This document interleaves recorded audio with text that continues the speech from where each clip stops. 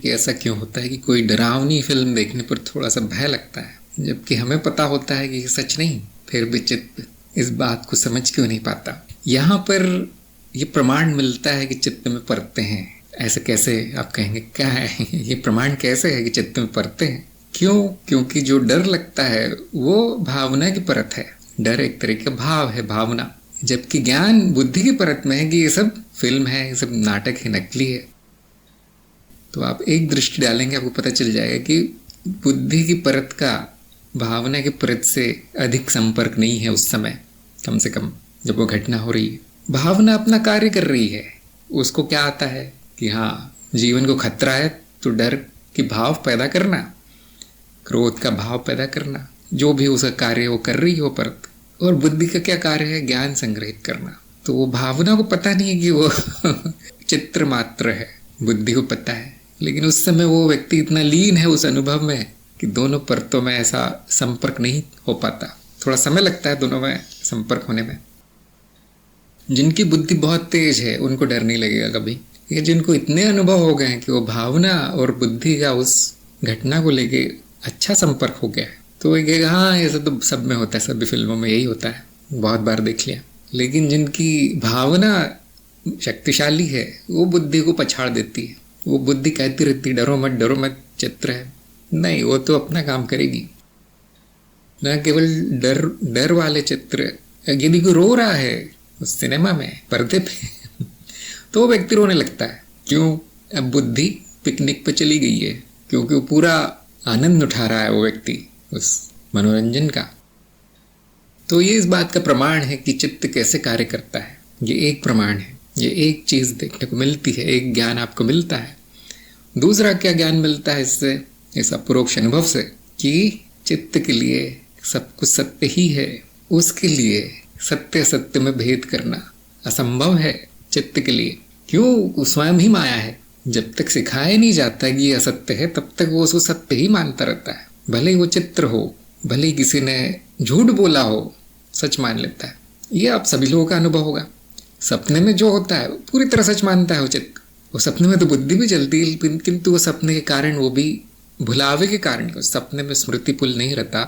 आपका ज्ञान थोड़ा बाजू में तिजोरी में रखा रहता है, कहीं बंद करके, चेतना नहीं रहती हम कहते हैं। तो वो बुद्धि भी उसी का साथ देती है कि हाँ यहाँ सब सत्य ही है जैसे कि जो अज्ञानी है उसके लिए जीवन सत्य है, जगत सत्य है। क्यों? अभी तक ज्ञान नहीं आया है वहां पर कि सत्य कैसे जाना जाए।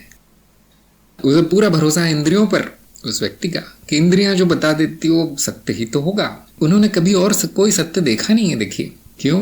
क्योंकि सत्य दिखता ही नहीं है, सत्य नहीं है, कुछ भी देखने वाला कोई भी सत्य नहीं है, सब कुछ मिथ्या ही है।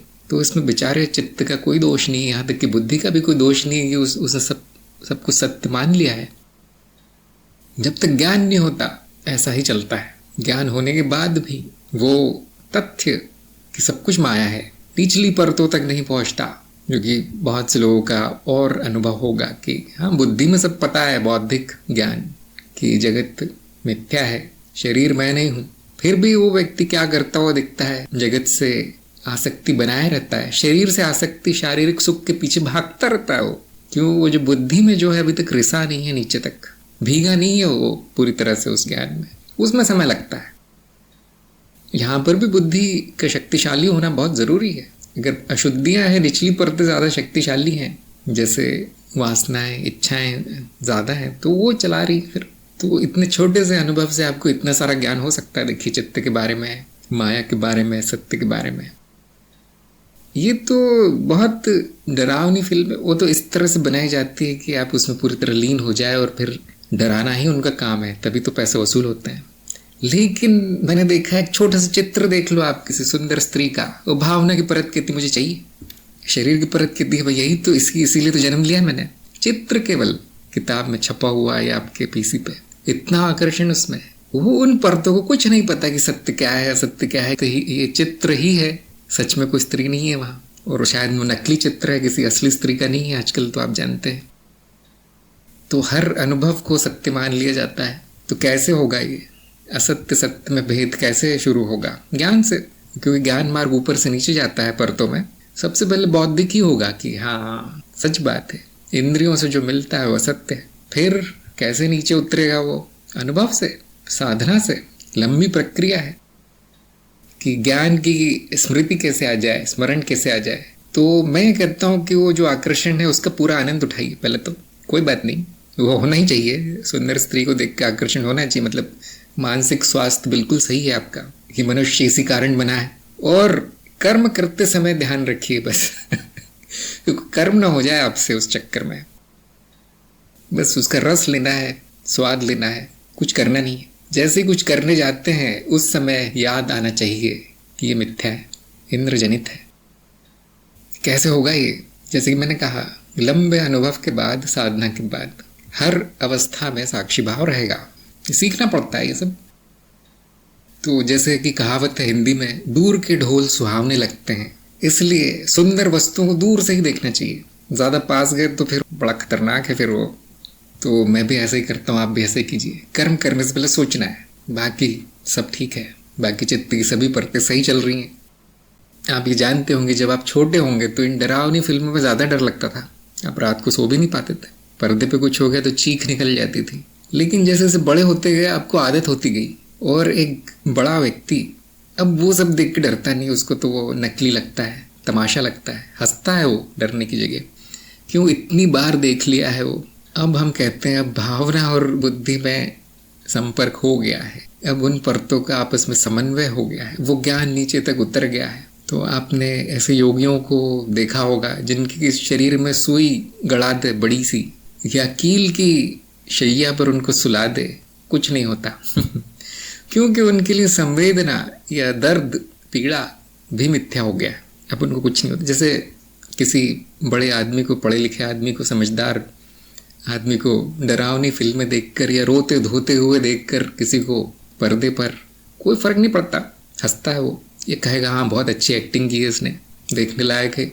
वैसे ही जो पीड़ा से गुजर रहा है, मरने वाला है, उसकी भी साधना इतनी पक्की हो गई है, उसके भी अनुभव इतने अधिक हो गए हैं कि शरीर की परत तक वो ज्ञान रिस चुका है।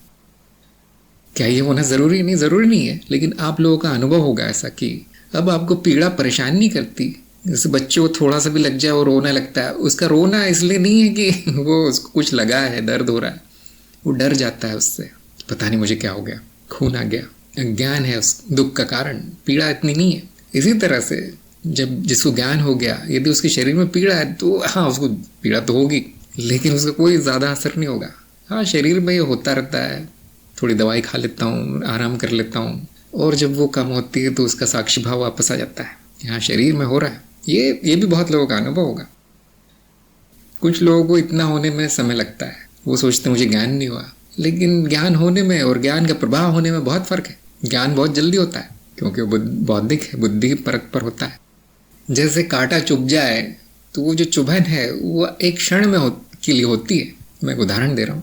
लेकिन अगर आप रोने लगे उसको, वो घटना को लेकर कि मुझे क्यों चुभ गया, मैंने क्या किया था, मैंने कौन से पाप किए थे, मैं यहाँ आया क्यों ये करता तो अच्छा होता, वो करता तो, ये जो है उसके बाद का जो नाटक होता है चित्त में, वो बड़ी परेशानी है। आपको अपनी बीवी ने छोड़ दिया, आपकी बीवी ने, वो देखिए बहुत अच्छा काम है, और उसका दुख एक दिन रहना चाहिए, लेकिन आप सारा जीवन रो रहे हैं, वो ठीक नहीं है। वो जो घटना हुई है वो उसी क्षण अपना प्रभाव डाल के चली जाए तो हम कहेंगे प्राकृतिक है, ऐसा ही होना चाहिए। लेकिन वो जो फिर विचार शुरू हो जाते हैं, भावनाओं की आंधी शुरू हो जाती है, हम कहते हैं विकार है, क्योंकि उससे स्थिति सुधरती नहीं है, उससे कोई प्रभाव नहीं पड़ता स्थिति पे, क्योंकि वो तो हो चुका है, जा चुका है, वो तो कांटा चुभ के निकल गया है, अब क्या रोते हो? तो क्या हमें भुला देना चाहिए? नहीं, भुलाना नहीं है, उससे सीख लेना है। यहाँ कांटा चुभता है, यहाँ नहीं जाना है मुझे, यहाँ जूते पहन कर ही जाना है। इस संबंध में दुख है, अब दोबारा शादी नहीं करनी है, याद रखना है वो, ये नौकरी गुलामी है, भले कितने भी पैसे दे दे, गुलामी रहूंगा मैं। तो इस तरह से जो बुरे अनुभव है उससे सीखना है, लेकिन उसमें तल्लीन नहीं हो जाना है, उसमें पूरा खो नहीं जाना है। तो वो बुरा अनुभव हो गया, लेकिन वो उसके पीछे जो उस अनुभव के चमचे चले आते हैं कि देखो बुरा हो गया, ये हो गया, तुमने ये कर दिया, वो उन सबको भगा देना है। उन विचारों का कोई अर्थ नहीं है, बस इतना ध्यान रखना आगे ना हो ये, तो ये तो सभी का अनुभव होगा, सभी ऐसे ही होते हैं। मैंने देखा है, मैं खुद ऐसा ही था कि उसी में पड़े हुए, फंसे हुए, कर्म बंधन, तुरंत तोड़ देना, आगे चले जाना है। इसका अर्थ ये नहीं कि व्यक्ति अब पत्थर दिल हो गया कि उसे कुछ होगा ही नहीं, अगली बार कुछ होगा तो हाँ ठीक है, वो फिर से उतनी ही दुखदायी घटना होगी, लेकिन शायद जो दुख 3 दिन चला था पहले, अब वो आधे दिन भी नहीं चलेगा। ऐसे प्रगति होती जाएगी। पत्थर दिल नहीं होगा कोई, तो उसका प्रभाव होना बंद हो जाएगा। कौन सा प्रभाव? बुरा प्रभाव। उससे सीखना बहुत ज़रूरी है, लेकिन उसको दोहराना ज़रूरी नहीं है। जैसे उन्होंने कहा था कि आकर्षण हो जाता है, हाँ वो होना ही चाहिए, लेकिन ध्यान दीजिए पिछली बार आकर्षण हुआ तो आपसे क्या गलती हुई थी, वो उसके कितने बुरे प्रभाव पड़े थे, उसके फल कैसे आए थे। अब वो नहीं करना है, बस इतना ध्यान रखना है। वो जो होता रहे आकर्षण, वो होता रहेगा, बिल्कुल सही है। तो धीरे धीरे ऐसा प्रौढ़ता आती जाती है, समझदारी आती जाती है चित्त में, अनावश्यक कर्म समाप्त होते जाते हैं, फिर वो कांटे लगना भी बंद हो जाते हैं, क्योंकि आप कर्म नहीं कर रहे हैं उस तरह के। और शांति, न केवल मैं शांत हूँ, अब वो चित्त के अनुभव भी शांत होने लगे।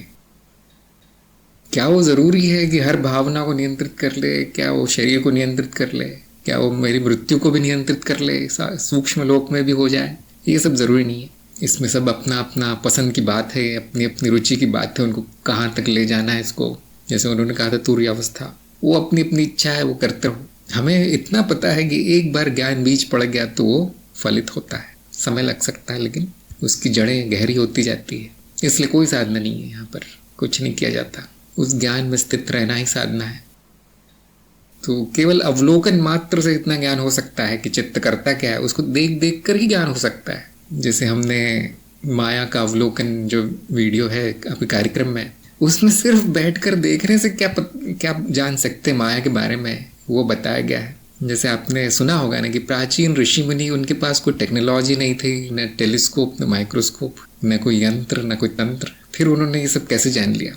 बुद्धि से सब कुछ जाना जा सकता है। तेज होनी चाहिए बुद्धि, बस देखने मात्र से जान लिया जाता है। और यदि उस साधक का गुरु है तो उसको बना बनाया ज्ञान मिल जाता है कि नहीं तुम जो सोच रहे हो ठीक नहीं है, ऐसे सोचो, ऐसे समझो इसको। हम क्यों नहीं निचली परतों पर ध्यान देते? क्योंकि वो जाने वाली है। शरीर की पीड़ा हर कर कोई फायदा नहीं, शरीर की मिट्टी हो जाने वाली, राख हो जाएगा वो। अब पीड़ा का क्या काम? अब वो सिद्धि जो आ गई उसका क्या काम? आपने 20 साल लगा दिए वो तो मिट्टी है। फिर भावनाओं को नियंत्रित करके क्या फायदा है? चलने दो, वो तो प्राकृतिक है, एकदम होना ही चाहिए। तो जब विकास होता है तो निचला त्याग दिया जाता है, आप लोग जानते होंगे। उसको ठीक करके कोई फायदा नहीं, क्योंकि त्यागना है उसको। तो जिसकी बुद्धि इतनी है वो ऊपरी परतों पर ध्यान देता है, निचली नहीं। समझने का प्रयास कीजिए। वो फिल्म देख के डर लगता है, किसी को अपमान कोई करते गुस्सा आता है, उसको कोई फर्क नहीं पड़ता है कि क्यों, वो त्यागी होना है, सारा जाना ही मिट्टी होना है। वो तो क्या बचना है? मेरी स्मृति, मेरे अनुभव, मेरी इच्छाएं, मेरी चेतना, मेरा ज्ञान। इसके लिए क्या करूं? बुद्धिमान आदमी ये सोचता है, ऊपरी परतों का विकास कैसे करूं? निचला तो चला गया, अब उसका क्या करना है? जैसे बहुत लोग सोचते होंगे कि मुझे ज्ञान हो गया लेकिन मेरी कोई बीमारी ठीक नहीं हुई, मुझे ज्ञान हो गया लेकिन मेरे सारे संबंधी मुझे परेशान करते हैं, अभी भी उनकी बातें चुभती हैं। तो फिर वो ज्ञान मार्ग पे है नहीं। वो क्यों? ऊपरी तो वो देख ही नहीं रहे हैं अपना, मेरे कारण शरीर में संस्कार पड़े या नहीं, मेरी चेतना अखंड है या नहीं, वो नहीं सोच रहा। वो नीचे ही लटका हुआ है, अटका हुआ है। निचली परतों में उसका सारा ध्यान है। हम कहते हैं उसमें अशुद्धियाँ बहुत है, अब वो आगे नहीं जाएगा इतना। अब उसे कई जन्म हो जाएंगे इसी चक्कर में कि निचला कैसे ठीक कर दूं। बुद्धिमान वो है जो सब त्याग देता है। संबंधी परेशान कर रहा है, संबंधियों को ही त्याग देता है। शरीर परेशान कर रहा है, त्याग।